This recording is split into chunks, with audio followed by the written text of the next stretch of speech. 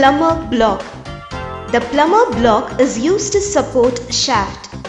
The main parts of the block, the brasses, which are in two halves, and the top cover. The block made of cast iron can be mounted on a strong base like bearing bed or a rigid structure.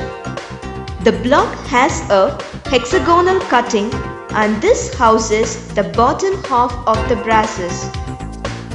The top half of the brass is placed over the bottom half, and the top cover is assembled on the top brass. The top cover is fastened with the block by using square-headed bolts, nuts and washers.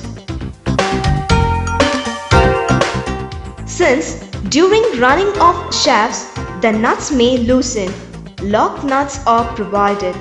The top cover on the top brasses has small holes, which acts as passage for lubricating oil to reach the rotating shafts. The parts can be easily assembled and dismantled.